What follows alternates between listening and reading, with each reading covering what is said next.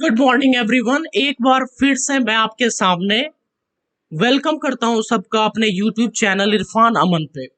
आज हम लोग डिस्कस करने जा रहे हैं जो बहुत ही इंपॉर्टेंट टॉपिक है किसी भी शेयर होल्डर के लिए, किसी भी इन्वेस्टर्स के लिए, जो कि है डिविडेंड।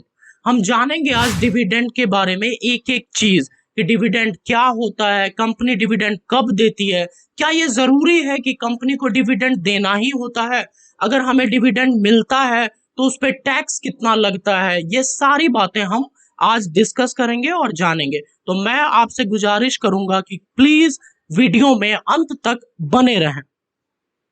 ओके, तो सबसे पहले टर्म है डिविडेंड।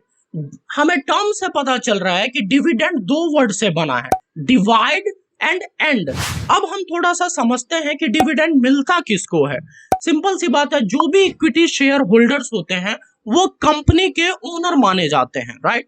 तो जो कंपनी का ओनर है उसको प्रॉफिट में हिस्सा मिलेगा, एज सिंपल एज दैट। तो एक्चुअली में वो हिस्सा कब मिलेगा?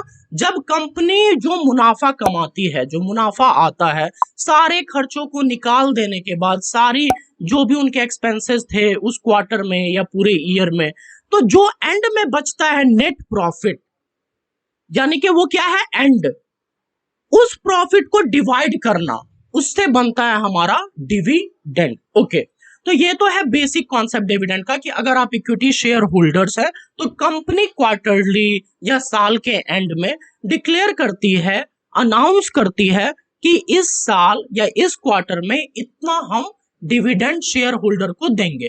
अब मैंने जैसे आपको बताया कि ये किसी भी कंपनी के लिए ऑब्लिगेटरी नहीं है, मैंडेटरी नहीं है। हो सकता है बहुत सारी ऐसी कंपनीज है जो रेगुलर डिविडेंड देती है, बट इसका मतलब ये नहीं होता कि वो आगे भी इसी तरह रेगुलर देती आएंगी या देती रहेंगी। हाँ, देती भी रह सकती है, बट ऐसा कोई लॉ नहीं है, रूल नहीं है। सिमिलरली ये भी पॉसिबल है कि वो कंपनी जिन्होंने आज तक कभी डिविडेंड नहीं दिया है या बहुत कम डिविडेंड देती है और वो आगे डिविडेंड रेगुलरली देना शुरू कर दे। ऑल राइट, तो ये बात हुई डिविडेंड की। ये एक बहुत ही अच्छा सोर्स ऑफ इनकम होता है इक्विटी शेयर होल्डर के लिए। जब भी हम स्टॉक खरीदते हैं तो उस स्टॉक में हमें दो तरह के बेनिफिट्स मिलते हैं, एक जिसे हम कहते हैं कैपिटल एप्रिसिएशन और दूसरा डिविडेंड, जो मैंने आपको बताया। अब कैपिटल एप्रिसिएशन क्या है? कैपिटल एप्रिसिएशन का मतलब होता है कि जो आपने स्टॉक्स खरीदे हैं, जो शेयर्स खरीदे हैं, उसके वैल्यू में इंक्रीज होता है, यानी कि उसका प्राइस राइज होता है।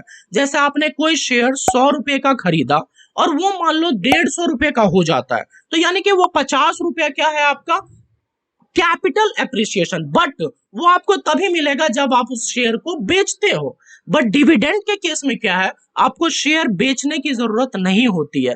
जब तक आप उस शेयर्स को होल्ड करके रखते हो और वो कंपनी, जिस कंपनी की शेयर आपके पास है, जब जब डिविडेंड डिक्लेयर करती है, आपको dividend as a cash flow, quarterly बोल लो या ईयरली, मिलता रहता है। तो ये है बेसिक कॉन्सेप्ट डिविडेंड का। अब हम जानेंगे कि डिविडेंड होते कितने तरीके के हैं।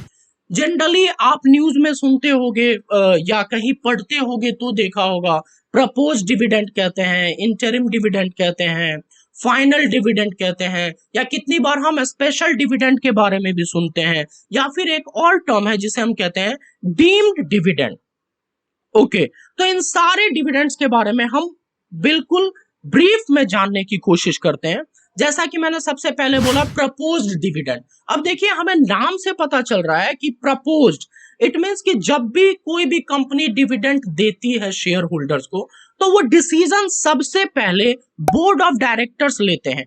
डिसीजन वो फाइनल नहीं होता, वो उस बोर्ड ऑफ डायरेक्टर की मीटिंग में प्रपोज किया जाता है कि ये हमारी अभी स्टेटस है, ये फाइनेंशियल हेल्थ है कंपनी की, इतना पैसा हमारे पास रिजर्व में है, इतना प्रॉफिट हमने अर्न किया है, तो क्या हमें इतना डिविडेंड शेयर होल्डर को देना चाहिए? तो उन्होंने अभी प्रपोज किया है, तो this is known as to be the proposed dividend, right. अब वो प्रपोजल एनुअल जनरल मीटिंग, जो शेयर होल्डर की मीटिंग्स होती हैं, या एक्स्ट्रा ऑर्डिनरी जनरल मीटिंग, उसमें जब शेयर होल्डर्स का, मेंबर्स का अप्रूवल मिल जाता है, तो वही कहलाता है फाइनल डिविडेंड। अब फाइनल से एक टर्म और आप समझिए, जब साल के एंड में, साल के एंड का मतलब यहां पे क्या है कि जो फाइनेंशियल ईयर चलता है हमारे कंट्री में, कंपनीज का जो फाइनेंशियल ईयर चलता है या जो फाइनेंशियल स्टेटमेंट बनता है पूरे साल का, वो चलता है 1 अप्रैल से 31 मार्च तक। तो इसका मतलब अगर मैं इस फाइनेंशियल ईयर की बात करूं जो अभी गया है, फाइनेंशियल ईयर 21-22, तो साल खत्म होने के बाद जब फाइनेंशियल स्टेटमेंट पब्लिश होता है, जब सारा कुछ बोर्ड ऑफ डायरेक्टर्स मेंबर्स के नजर में होता है कि okay this is the actual financial health और रिपोर्ट ऑफ द कंपनी, उसमें से जो डिविडेंड दिया जाता है, डिक्लेयर किया जाता है, अनाउंस किया जाता है और शेयर होल्डर को दिया जाता है, वो फाइनल डिविडेंड कहलाता है। यानी कि पूरे साल के एंड होने के बाद, स्टेटमेंट्स के बन जाने के बाद। बट इंटरिम डिविडेंड क्या है फिर? बहुत बार कंपनी क्वार्टर के एंड पे भी देती है। अब मैंने ये बात की पूरे साल की, अब पूरे साल में 4 क्वार्टर है, हो सकता है 3 महीने के बाद जो पहला क्वार्टर का एक रिजल्ट आता है उसके बाद कंपनी अनाउंस कर दे बोर्ड ऑफ डायरेक्टर के रिकमेंडेशन पे, सेकेंड क्वार्टर में कर दे, थर्ड क्वार्टर में कर दे। तो कई बार कंपनी साल के बीच में ऐसे क्वार्टरली भी डिविडेंड अनाउंस करती है, देती है। तो इसे हम कहते हैं इंटरिम डिविडेंड। फिर मैंने आपको बताया एक स्पेशल डिविडेंड। स्पेशल डिविडेंड का मतलब है कि कभी अगर कुछ एक्स्ट्रा ऑर्डिनरी इवेंट्स की वजह से या कुछ ऐसे किसी क्वार्टर में बहुत अच्छे परफॉर्मेंस की वजह से या कोई फेवरेबल सिचुएशन की वजह से अगर अच्छा खासा मुनाफा हो जाता है, तो उस केस में भी कंपनी इन बिटवीन क्वार्टर भी डिक्लेयर कर देती है डिविडेंड, उसे हम स्पेशल डिविडेंड कहते हैं, राइट। अब एक और टर्म की बात की मैंने, डीम्ड डिविडेंड, वो थोड़ा एक अलग कॉन्सेप्ट है। मैं थोड़ा सा इसके बारे में आपको बता देता हूं, बाकी इसके बारे में हम एक डिटेल्ड वीडियो बनाएंगे जो कि सिर्फ और सिर्फ डिस्कशन डीम्ड डिविडेंड पे ही होगा। एक्चुअली डीम्ड डिविडेंड में काफी सारे क्लाउजेस हैं। 20 ये सेक्शन 2 के सब सेक्शन 22 में आता है, जिसमें ABCDE 5 क्लॉजेस है। इतने टेक्निकलिटीज में मैं नहीं जाना चाहूंगा, मैं सिंपल एक बता देता हूं कि जो शेयर होल्डर्स है या मेंबर है कंपनी के, जो बेनिफिशियल मेंबर है, बेनिफिशियल ओनर, उनको अगर कंपनी लोन या एडवांसेस देती है तो वो लोन और एडवांसेस भी एज अ डिविडेंड ट्रीट किया जाता है, जिसे हम डीम्ड डिविडेंड कहते हैं। सो अभी के लिए डीम्ड डिविडेंड में बस इतना, बाकी हम इसको और एक्सप्लेनेशन के साथ अगले वीडियो में समझने की कोशिश करेंगे। अब हम बात करते हैं कि जब भी कोई कंपनी डिविडेंड अनाउंस करती है तो आप लोग काफी सारे डेट्स देखते होंगे, ex dividend date, record date. तो अब एक्चुअली इन डेट्स में लोगों को काफी कंफ्यूजन होती है और ये पता भी नहीं होता है ये डेट्स है क्या। तो मैं आपको 5 डेट्स के बारे में बताऊंगा। सबसे पहला, अनाउंसमेंट डेट। अब जैसे मैंने आपको बताया कि बोर्ड ऑफ डायरेक्टर्स ने मीटिंग में डिसाइड किया, प्रपोज किया और डिविडेंड अनाउंस कर दिया कि हम 10 रुपीज पर शेयर डिविडेंड देंगे। तो जिस डेट को ये अनाउंस किया गया वो अनाउंसमेंट डेट होगा, राइट। अब एक वो डेट बताती है जिसे हम कहते हैं रिकॉर्ड डेट। रिकॉर्ड डेट का मतलब क्या है? आपको नाम से पता चल रहा है, रिकॉर्ड। उस दिन ये डिटरमाइन किया जाता है कि वो एक्चुअली जो डिविडेंड डिक्लेयर किया गया है वो किन किन को मिलेगा, किन शेयर होल्डर्स को मिलेगा। क्योंकि हमें पता है स्टॉक एक्सचेंज पे रोज करोड़ों सेम शेयर्स की वॉल्यूम आप देखें लाखों करोड़ों में होता है, कोई बेच रहा है, कोई खरीद रहा है, कोई बेच रहा है, कोई खरीद रहा है। तो यानी कि ओनर सेम तो रहा नहीं, राइट। तो इसीलिए ये डिटरमाइन करना बहुत इंपॉर्टेंट है कि वो जो डिविडेंड मिलेगा किसको मिलेगा। तो रिकॉर्ड डेट वही डेट होता है कि ये बताता है कि उस दिन वो शेयर्स, जिस कंपनी के शेयर्स पे डिविडेंड मिलने वाला है, जिसके डीमैट अकाउंट में है या जो उसका ओनर है, उसको ही डिविडेंड मिलेगा। अब ये पता कैसे चलता है? हमें पता है डिपॉजिटरी पार्टिसिपेंट्स या डिपॉजिटरी के बारे में, CDSL और NDSL के पास से हमारे पास मेल आता है, आप देखते होंगे। एक्चुअली वो हमारा डिपॉजिटरी है। इसका मतलब क्या है कि जो भी शेयर्स हम खरीद रहे हैं वो कहाँ डिपॉजिट है, कस्टडियन कौन है, किसने उसे संभाल के रखा हुआ है? डिपॉजिटरी ने, CDSL और NDSL ने। तो एक्चुअली कंपनीज उनसे वो डेटा मांगती है। जैसे मैंने कहा कि मान लो अभी 24 अगस्त को रिकॉर्ड डेट है किसी कंपनी का डिविडेंड डिक्लेयर कर, डिविडेंड मिलने का। तो अब इसका मतलब क्या है कि उस दिन डिपॉजिटरी के रिकॉर्ड में जिन जिन शेयर होल्डर का नाम होगा उस शेयर के रिगार्डिंग उनको ही डिविडेंड मिलेगा। तो अब बहुत सारे लोग हैं जो पहले से शेयर खरीद के रखे हैं और तब तक भी है, तो उनको तो कोई दिक्कत नहीं है। अब सपोज करो आपने सुना ये न्यूज और आप चाह रहे हो कि ओके डिविडेंड मिल रहा है इस स्टॉक में, तो हम ये डिविडेंड का फायदा उठाते हैं, तो आपको शेयर्स खरीदना पड़ेगा, आपको ओनर बनना पड़ेगा। तो ये कब पॉसिबल है? उसके लिए एक डेट डिसाइड होता है, एक्स डिविडेंड डेट। इसका मतलब क्या है कि वो जो भी एक्चुअली वो रिकॉर्ड डेट से एक दिन पहले का डेट होता है। जैसे मैंने अभी आपको एग्जांपल दिया कि 24 अगस्त मान लो रिकॉर्ड डेट है, तो 23 अगस्त क्या होगा? Ex dividend date. इसका मतलब क्या है कि कोई भी अगर इन्वेस्टर 23 को, जो कि एक्स डिविडेंड डेट है, उस दिन खरीदता है या उसके बाद खरीदता है, तो उसे उस डिविडेंड का फायदा नहीं मिलेगा। तो इसका मतलब अगर आपको डिविडेंड रिसीव करने के लिए एलिजिबल होना है, तो आपको एक्स डिविडेंड डेट से पहले खरीदना पड़ेगा। मतलब आप 22 को खरीदो या उससे पहले खरीद लो, टिल अनाउंसमेंट डेट, और उससे पहले से आपके पास है तो कोई प्रॉब्लम ही नहीं है। तो इसका मतलब एक्स डिविडेंड से पहले की जितनी सारी डेट है टिल अनाउंसमेंट डेट, यानी कि ऐसे सीधा समझाऊं तो अनाउंसमेंट डेट से एक्स डिविडेंड डेट के पहले तक का कम डिविडेंड कहलाता है। कम का मतलब डिविडेंड के साथ, एक्स का मतलब डिविडेंड के अलावा। होप आपको ये कॉन्सेप्ट क्लियर आया है। और ये मैंने अभी आपको announcement, cum dividend date, ex dividend date, record date बताया, और एक फाइनल डेट होता है जिसे हम कहते हैं डिविडेंड पे आउट डेट। जिस दिन कंपनी आपको पैसे अकाउंट में क्रेडिट कर देती है, मिल जाता है, वो डेट हमारा डिविडेंड पे आउट डेट होता है। तो जो कंफ्यूजिंग टर्म है इसमें सबसे ज्यादा, वो एक्स डेट और रिकॉर्ड डेट है। इसमें प्लीज कंफ्यूज ना हो। और ये डिसाइड इसलिए होता है कि रिकॉर्ड डेट से एक दिन पहले एक्स बन जाता है। यार क्या करो, इतना कुछ तो है ही बोलने के लिए। तो मैंने जैसा आपको बताया कि रिकॉर्ड डेट में और एक्स डेट में जो डेज का फर्क है, जैसे 24 था हमारा रिकॉर्ड डेट, 23 था हमारा एक्स डेट, यानी कि आपको उससे पहले खरीदना है। 22 तारीख को आप खरीद लो, 21 को। एक्चुअली ऐसा ये इसलिए होता है क्योंकि हमारे कंट्री में जो हमारे सेबी के रेगुलेशन के अकॉर्डिंग जो सेटलमेंट होता है स्टॉक का, वो T+2 डेट में होता है। इसका मतलब अगर आप आज खरीद रहे हो कोई स्टॉक वर्किंग आवर में, तो वो आपके अकाउंट में परसों रिफ्लेक्ट हो जाएगा, आपके डीमेट अकाउंट में या डिपॉजिटरी के पास। तो इसका मतलब क्या है कि बीच, हाँ ऑब्वियसली, और बीच में वो हॉलीडे नहीं होना चाहिए अगर ये तीनों वर्किंग डे है। तो if I am buying some shares on Monday, so it will get credited into my depository account और डीमेट अकाउंट ऑन वेडनेसडे। तो इसका मतलब वेडनेसडे अगर रिकॉर्ड डेट है, एक्स डेट कौन सा है? ट्यूसडे, तो मंडे को मुझे खरीदना पड़ेगा या इससे पहले खरीद सकता हूं। ऑल राइट, तो ये तो बात हो गई ये सारे डेट्स की। अब हम बात करते हैं ये जो डिविडेंड डिक्लेयर किया जाता है।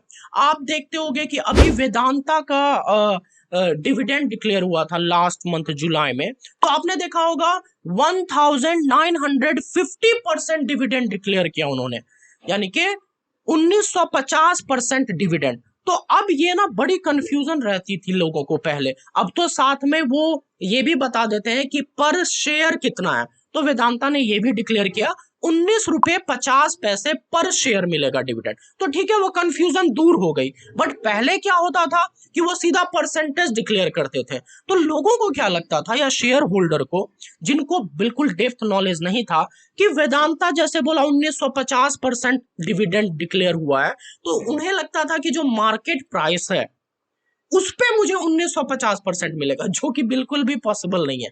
तो वो क्या है वो 1950%? वो एक्चुअली फेस वैल्यू पे डिक्लेयर होता है। तो वेदांता के शेयर का जो फेस वैल्यू है अभी, वो 1 रुपीज पर शेयर है।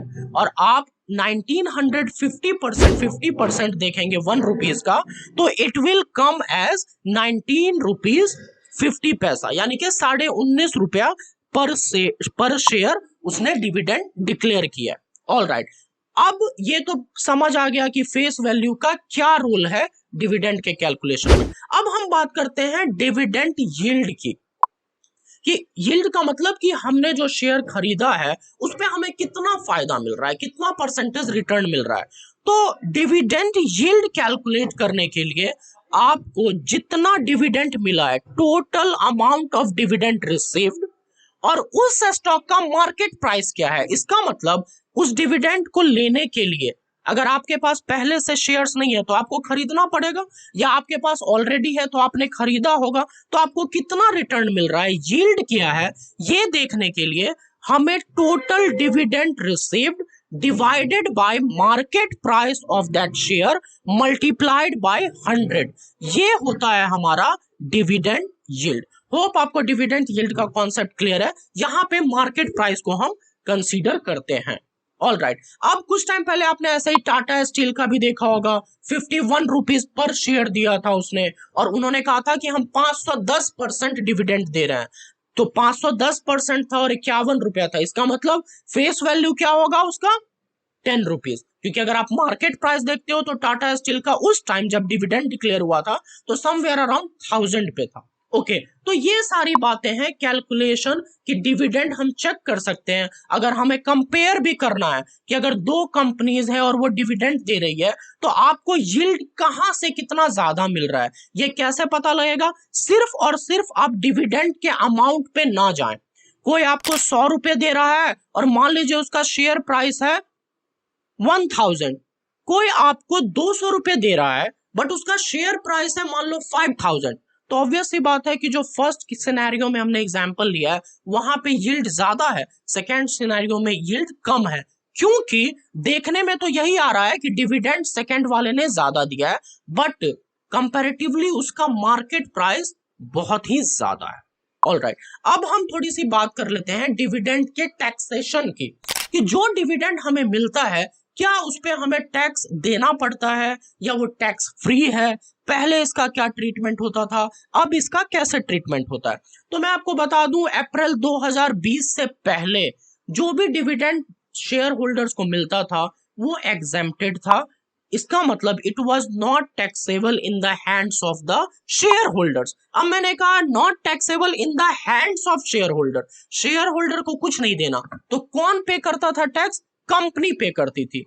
डिविडेंड डिस्ट्रीब्यूशन टैक्स लगता था कंपनी पे, जो भी कंपनी डिक्लेयर करती थी डिविडेंड उस पे। बट ये चीज खत्म कर दिया गया। बीच में ये भी था कि शेयर होल्डर को अगर 10 लाख रुपए तक डिविडेंड मिल रहा है तो 10 लाख तक का एक सीलिंग था, उस पे कोई टैक्स नहीं लगेगा, और 10 लाख के बियॉन्ड जो आपको मिल रहा है डिविडेंड उस पे लगेगा। बट ये दोनों ही रूल्स या जो आप पॉलिसी कह लीजिए ये स्क्रैप कर दिया गया है। अभी जो करंट सिनेरियो है, अगर आपको डिविडेंड मिलता है तो उसका टैक्स ट्रीटमेंट कैसे होता है। ऑल राइट, अगर आपको जो भी डिविडेंड मिल रहा है उस पे जो आपको टैक्स देना पड़ेगा वो आपको अपने इनकम टैक्स के स्लैब रेट के अकॉर्डिंग देना पड़ेगा। इसका मतलब आप जिस भी टैक्स ब्रैकेट में फॉल करते हैं, dividend income as a income from other sources आपके टोटल टैक्सेबल इनकम में ऐड हो जाएगा, और जिस भी ब्रैकेट में फिर वो इनकम फॉल करेगा आपको उतना टैक्स देना पड़ेगा। सपोज करिए आपकी सैलरी ऑलरेडी 10 लाख रुपीज है और आपको 1 लाख रुपए का डिविडेंड मिल गया, तो अब आपकी टोटल टैक्सेबल इनकम हो गई 11 लाख। तो हमें पता है कि अगर हम ओल्ड वाले इनकम टैक्स के अकॉर्डिंग चलते हैं स्लैब, तो आप 30% ब्रैकेट में आ गए, तो आपको पूरा 30% टैक्स उस पर देना पड़ेगा। ओके, तो कंपनी जब अब डिविडेंड देती है तो डायरेक्ट हमारे अकाउंट में आता है, तो इसमें कंपनी भी कई बार टीडीएस काट के देती है। तो वो टीडीएस क्या होता है, टैक्स डिडक्टेड एट सोर्स, और वो कब काटती है, कितना काटती है, इस पे भी रूल है कि अगर आपका डिविडेंड अमाउंट 5000 से ज्यादा है तो वो 10% ऑलरेडी कंपनी टीडीएस काट के फिर आपके अकाउंट में बाकी पैसा ट्रांसफर करती है। और अगर आपका डिविडेंड 5000 से कम है तो वो टीडीएस नहीं काटती, पूरा पैसा आ जाता है, फिर वही आपके वो जो आपका अदर सोर्सेज से इनकम है टोटल इनकम में ऐड होगा। फिर जिस भी आप टैक्स स्लैब में फॉल करेंगे, चाहे वो 5% है, 10% है, 20 है, 30 है, उसके अकॉर्डिंग आपको टैक्स पे करना पड़ता है। डिविडेंड के केस में एक और बहुत इंपॉर्टेंट टॉपिक ये है डिविडेंड पे आउट। अब डिविडेंड पे आउट का मतलब क्या होता है कि अभी तक तो हमने देखा कि पर शेयर होल्डर डिविडेंड यील्ड कितना है। अब हम बात करते हैं कि कंपनी जो नेट प्रॉफिट कमा रही है टोटल, उसका कितना हिस्सा, कितना proportion as a dividend share holder में बांट रही है, उसी को हम डिविडेंड पे आउट कहते हैं।